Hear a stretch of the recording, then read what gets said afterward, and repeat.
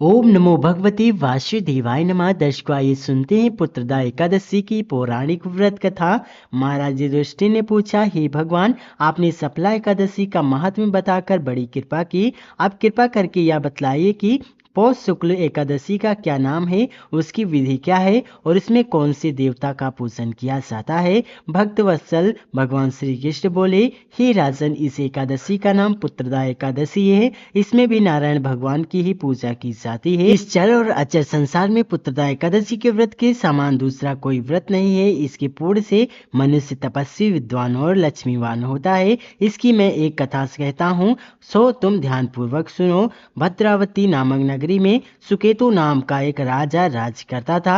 उसके कोई पुत्र नहीं था। उसकी स्त्री का नाम सैव्या था। वह निपुत्री होने के कारण सदैव चिंतित रहा करती थी। राजा के पितर भी रो रो कर पिंड लिया करते और सोचा करते कि इसके बाद हमको कौन पिंडदान देगा। राजा को भाई बंधु, धन, हाथी घोड़े, राज्य और मंत्री सबसे किसी से भी संतोष नहीं होता था। वह सदैव यही विचार करता था कि मेरे मरने के बाद मुझको कौन पिंडदान करेगा। बिना पुत्र के पितरों और देवताओं का ऋण मैं कैसे चुका सकूंगा। जिस घर में पुत्र ना हो उस घर में सदैव अंधेरा ही रहता है। इसलिए पुत्र उत्पत्ति के लिए प्रयत्न करना चाहिए। जिस मनुष्य ने पुत्र का मुख देखा है वह धन्य है। उसको इस लोक में यश और परलोक में शांति मिलती है, अर्थात उनके दोनों लोग सुधर जाते हैं।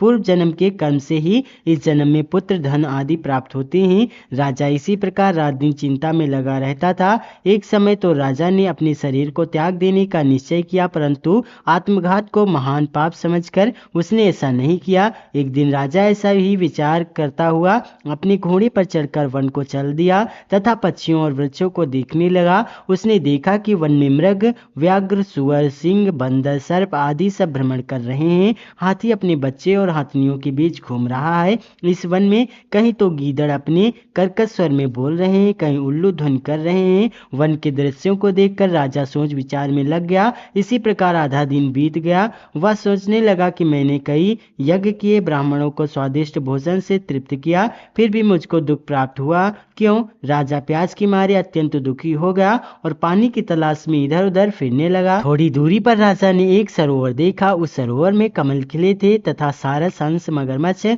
आदि विहार कर रहे थे। उस सरोवर के चारों तरफ मुनियों के आश्रम बने हुए थे। उसी समय राजा के दाहिने अंग फड़कने लगे। राजा शुभ सगुन समझकर घोड़े से उतरकर मुनियों को दंडवत प्रणाम करके बैठ गया। राजा को देखकर मुनियों ने कहा, हे राजन, हम तुमसे अत्यंत प्रसन्न हैं। तुम्हारी क्या इच्छा है सो कहो। राजा ने पूछा, महाराज, आप कौन हैं और किस लिए यहाँ आए हैं, कृपा करके बताइए। मुनि कहने लगे हैं कि राजन, आज संतान देने वाली पुत्रदा एकादशी है। हम लोग विषदेव हैं और इस सरोवर में स्नान करने के लिए आए हैं। यह सुनकर राजा कहने लगे कि महाराज, मेरे भी कोई संतान नहीं है। यदि आप मुझ पर प्रसन्न हो तो एक पुत्र का वरदान दीजिए। मुनि बोले, हे राजन, आज पुत्रदा एकादशी है, आप अवश्य ही इसका व्रत करें। भगवान की कृपा से अवश्य आपके घर में पुत्र होगा। मुनि के वचनों को सुनकर राजा ने उसी दिन एकादशी का व्रत किया और द्वादशी को उसका पारण किया। इसके पश्चात मुनियों को प्रणाम करके महल में वापस आ गया। कुछ समय बीतने के बाद रानी ने गर्भ धारण किया